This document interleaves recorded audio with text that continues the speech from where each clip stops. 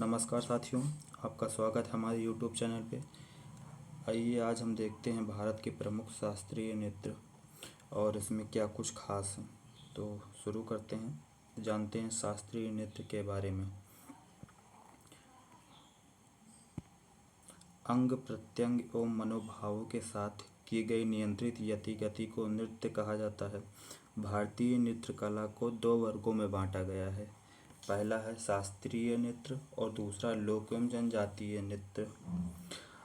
भरत मुनि का नाट्य शास्त्र शास्त्रीय नृत्य पर प्राचीन ग्रंथ के रूप में उपलब्ध है। यह नाटक, नृत्य और संगीत कला की स्रोत पुस्तक है। आगे देखते हैं शास्त्रीय नृत्य। जहाँ शास्त्र सम्मत होते हैं, वहीं लोक एवं जनजातीय नृत्य विभिन्न राज्यों के स्थानीय एवं जनजातीय समूहों द्वारा संचालित होते हैं और इनका कोई निर्धारित नियम, व्याकरण या अनुशासन नहीं होता। भारतीय शास्त्रीय नृत्य की 8 प्रमुख शैलियाँ हैं। कथक, भरतनाट्यम, कथकली, मणिपुरी, ओडिसी, कुचिपुड़ी, शास्त्रीय और मोहिनी अट्टम। शास्त्रीय नृत्यों में तांडव शिव को जो समर्पित है और लास्य जो पार्वती को समर्पित है। 2 प्रकार के भाव परिलक्षित होते हैं। शास्त्रीय नृत्य में तांडव और लास्य 2 प्रकार के भाव परिलक्षित होते हैं। बहुत ही इम्पोर्टेंट बात है, ध्यान रखिएगा। आइए देखते हैं शास्त्रीय नृत्य का पहला नृत्य, जो कि 8 भागों में बटा हुआ है। पहला है हमारा भरतनाट्यम। ठीक है, भरतनाट्यम जो कि तमिलनाडु का एक प्रमुख शास्त्रीय नृत्य, सभी को पता होगा ये चीज़, है ना। आइए जानते हैं इसके बारे में क्या कुछ खास है। भरत मुनि के नाट्य शास्त्र से जन्मी इस नृत्य शैली का विकास दक्षिण भारत के तमिलनाडु में हुआ था।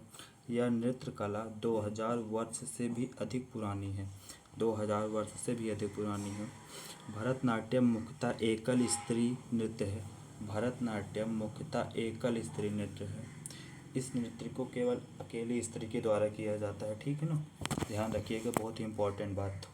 इसमें लास्य भाव परिलक्षित होता है, यानी कि ये पार्वती जी को समर्पित है। ठीक है ना, लास्य भाव समर्पित है। ठीक, प्रत्येक नृत्य में ये किसको समर्पित है, कौन सा भाव है, अलग अलग है। ठीक, मंदिरों में देवदासियों द्वारा शुरू किए गए इस नृत्य को 20वीं सदी में रुक्मिणी देवी और अरुंडेल और ई कृष्ण अय्यर के प्रयासों से पर्याप्त सम्मान मिला। नंदिकेश्वर द्वारा रचित अभिनय दर्पण भरतनाट्यम के तकनीकी अध्ययन हेतु एक प्रमुख स्रोत है। ठीक है ना,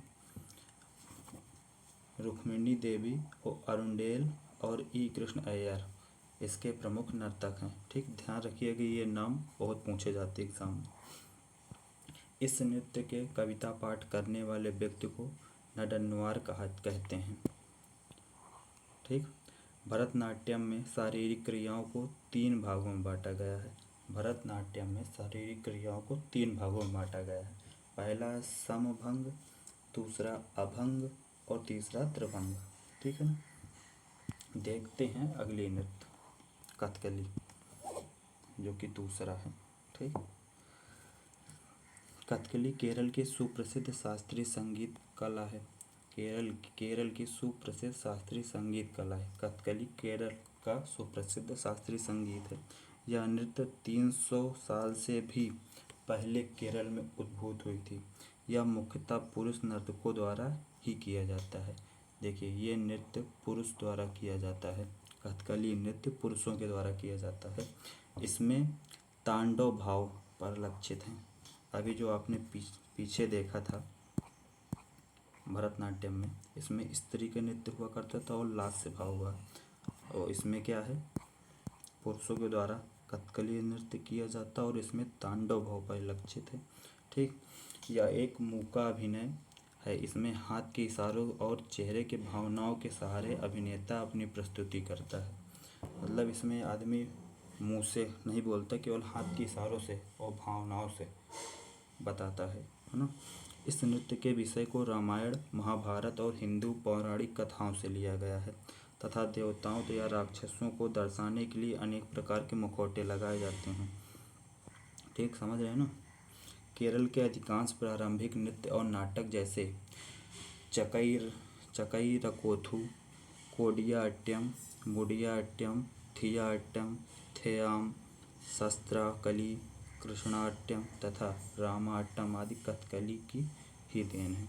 ठीक, ये सब नृत्य जो हैं नाटक कथकली की ही देन है। आगे शुरू करते हैं। मोहिनी अट्टम जो कि तीसरा है। ठीक, मोहिनी अट्टम एक महिला द्वारा प्रस्तुत किया जाने वाला एक ऐसा नृत्य है इसको एक महिला के द्वारा प्रस्तुत किया जाता है। ठीक, इसमें भरतनाट्यम और कथकली दोनों के कुछ तत्व मिले होते हैं, यानी कि भरतनाट्यम और कथकली दोनों का कुछ न कुछ हिस्सा इसमें मिला होता है। ठीक, ये भी केरल का एक शास्त्रीय प्रमुख नृत्य है। इस नृत्य में लास्य भाव परिलक्षित होते हैं। देखिए, इसमें लास्य भाव परिलक्षित हो रहा है और एक महिला के द्वारा किया जाता है। ठीक, आगे देखते हैं। मोहिनी अट्टम की शाब्दिक व्याख्या। मोहिनी के नृत्य के रूप में की जाती है। पौराणिक कथा के अनुसार भगवान विष्णु ने समुद्र मंथन के समय में और भस्मासुर के वध की घटना के संबंध में लोगों का मनोरंजन करने के लिए मोहिनी का वेश धारण कर यह नृत्य किया था। ठीक, मोहिनी अट्टम की प्रस्तुति चोलकेतु, वर्णम, पद्य, तिल्लाना, कुमी और स्वर के रूप में होती है। ये जो नाम है इसको ध्यान रखिए कि बहुत ही इम्पोर्टेंट नाम है। ठीक, इसका पूछ लिया जाता है कि तिल्लाना का संबंध किस नृत्य से है। 4 ऑप्शन दे देंगे तो इसका संबंध मोहिनी अट्टम से होता है। ठीक ना। अगला देखते हैं कुचिपुड़ी नृत्य। कुचिपुड़ी नृत्य आंध्र प्रदेश का एक प्रमुख नृत्य है। ठीक, आंध्र प्रदेश राज्य में कृष्णा जिले के मोवा मंडल के अंतर्गत आने वाला एक गांव है। कुचिपुड़ी नृत्य में स्त्री और पुरुष दोनों नर्तक भाग लेते हैं और कृष्ण लीला की प्रस्तुति करते हैं ना। स्त्री पुरुष दोनों मिलकर इसमें भाग लेते हैं और इस नृत्य में कृष्ण लीला का मनोरंजन होता है ना, प्रस्तुति की जाती है कृष्ण लीला के बारे में। ठीक, इसमें लास्य भाव परिलक्षित होता है। कुचिपुड़ी में लास्य भाव परिलक्षित होता है। कुचिपुड़ी नृत्य के बारे में कुछ जानकारी लेते हैं। कुचिपुड़ी में पानी से भरे मटके को अपने सिर पर रखकर पीतल की थाली में नृत्य करना बेहद लोकप्रिय है। इस लाइन को याद रखना क्योंकि हमेशा पूछा जाने वाला ये लाइन है ना, कि पूछ लिया जाता है कि पानी से भरे मटके को रख सर पे नाचने की कौन सी शैली है ना, कौन सा नृत्य का होता है। इस नृत्य शैली के प्रमुख नर्तकों का नाम भावना रेड्डी, यामिनी रेड्डी, कौशल्या रेड्डी और राजा एवं राधा रेड्डी आदि शामिल हैं, है ना। इन नर्तकों के नाम याद रखना क्योंकि पूछा जाता है कि यामिनी रेड्डी का संबंध किस नृत्य से है। ठीक, ओडिसी नृत्य। ओडिसी एक शास्त्रीय नृत्य कला है जो ओडिशा में उत्पन्न हुई है। ओडिसी नृत्य को पुरातात्विक साक्ष्यों के आधार पर सबसे पुराने जीवित नृत्यों के रूप में से एक माना जाता है। इस नृत्य में लास्य भाव परिलक्षित होता है। ठीक, ध्यान रखिएगा। इसका जन्म मंदिर में नृत्य करने वाली देवदासियों के नृत्य से हुआ था। ओडिसी नृत्य का उल्लेख शिलालेखों से मिलता है। ब्रह्मेश्वर मंदिर के शिलालेखों तथा कोणार्क के सूर्य मंदिर में इसका उल्लेख है। ठीक है, कहाँ कहाँ पे इसका उल्लेख मिलता है? ब्रह्मेश्वर मंदिर के शिलालेखों तथा कोणार्क के सूर्य मंदिर में इसका उल्लेख मिलता है। ठीक, ध्यान रखिए कि बहुत पूछा जाने वाला क्वेश्चन बन रहा है यहाँ से। ब्रह्मेश्वर का मंदिर और शिलालेखों, ब्रह्मेश्वर के मंदिर के शिलालेख और कोणार्क के सूर्य मंदिर में इसका उल्लेख है। ठीक, इसमें त्रिभंग पर ध्यान केंद्रित किया जाता है। त्रिभंग में एक पाँव मोड़ा जाता है और देह को थोड़ा किंतु विपरीत दिशा में कोट और ग्रीवा पर वक्र किया जाता है। इसकी मुद्राएं अभिव्यक्तियां भरतनाट्यम से मिलते जुलते हैं। भरतनाट्यम से थोड़ा बहुत इसकी मुद्राएं मिलती हैं। कथक नृत्य। कथक शब्द का उद्भव कथा शब्द से हुआ है जिसका शाब्दिक अर्थ है कथा कहना। कथक उत्तर प्रदेश की ब्रजभूमि की रासलीला परंपरा से जुड़ा हुआ है। इसे नटवरी नृत्य के नाम से भी जाना जाता है। इसके भैया दूसरा नाम नटवरी नृत्य, ध्यान रखिएगा, ठीक। इसमें तांडव और लास्य दोनों भाव पर लक्षित है ना। देखो यहाँ पे आ गया दोनों भाव पर लक्षित हैं। पूछ लिया जाता है कि कथक में कौन सा भाव पर लक्षित है, तांडव